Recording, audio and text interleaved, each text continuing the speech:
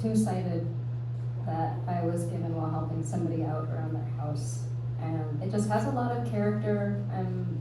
It's in C and G, and I'm not too concerned with its tone with a tone of perfection, just that it's really nice, and I'm not sure when it was built, but it's wood. I just brought that down and decided to play something that was improvised. I have only ever improvised on a harmonica thus far. Just something for the air. And so I also grabbed this off my table.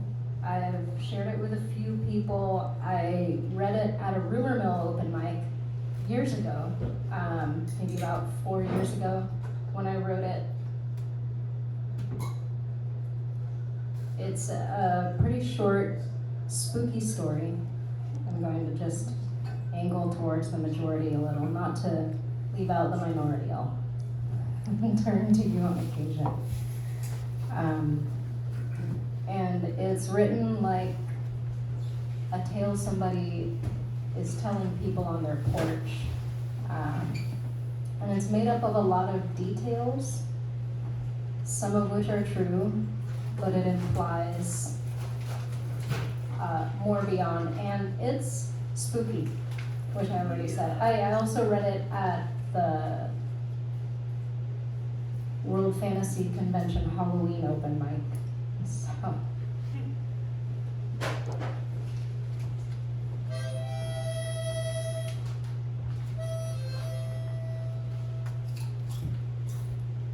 There's a road not far out of town, beyond the first high ridge to the east.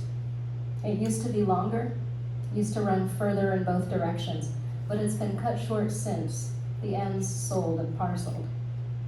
Each part has a different name, and the long middle stretch is named for a schoolhouse that isn't there anymore. It was called something else before. When people are trying to think of the name of the street, sometimes they think of the old name because it makes sense. It's more of a country lane than a road.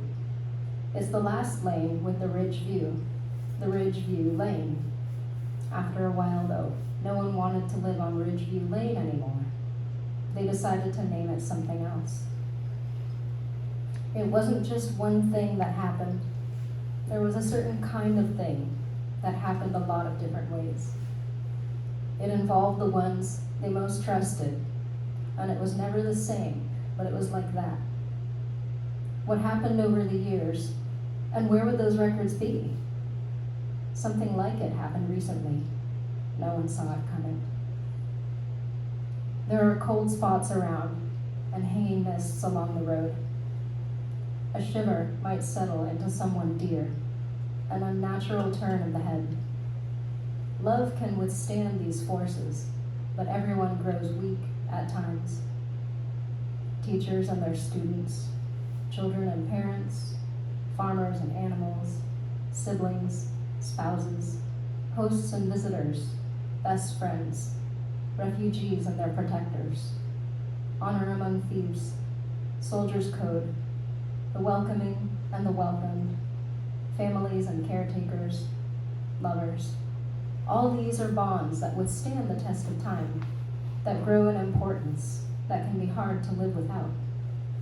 They can last until the end, the very end, the bitter end, the untimely end.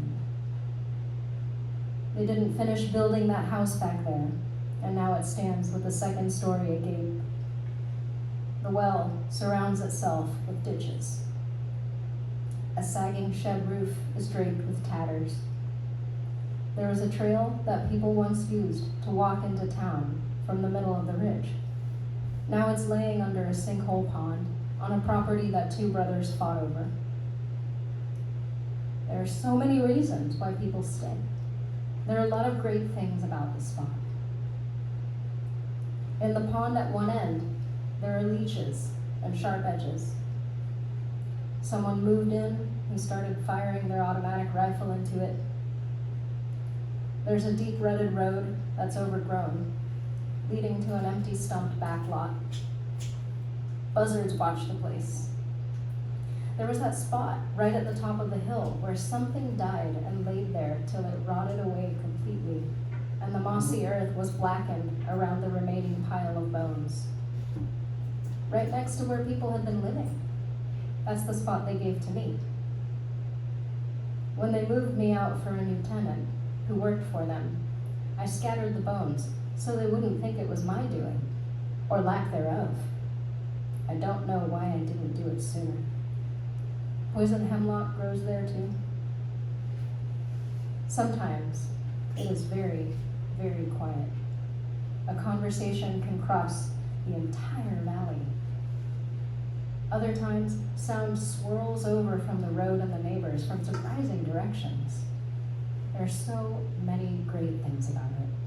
Singing frogs, morning light, rare flowers, wild berries, perhaps even enough wood, though maybe not. It's dotted with boulder outcroppings, the one by the pond, sporting a rusted chain. One at the entry corner of the driveway. One at the exit corner of the smaller driveway, across from the well ditches. One must always drive carefully around there.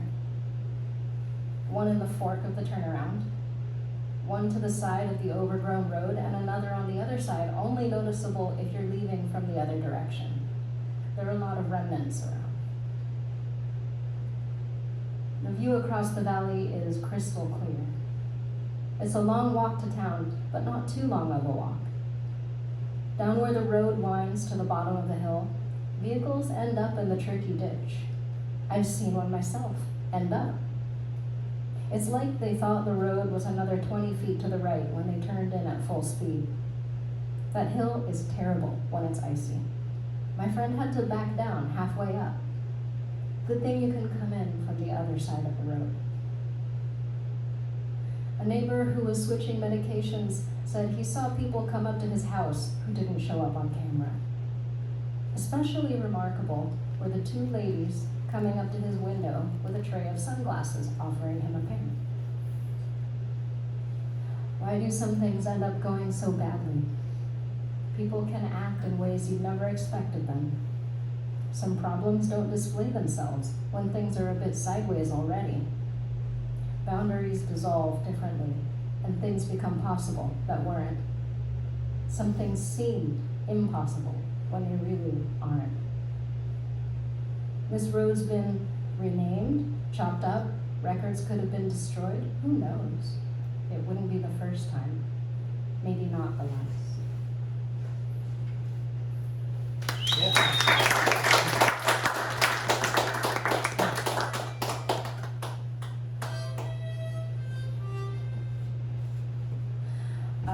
Definitely one of the most fictional details out of this story was the renaming of the road. I just made that up. It just sounded like it just was. And that tells you how much of it isn't fictional.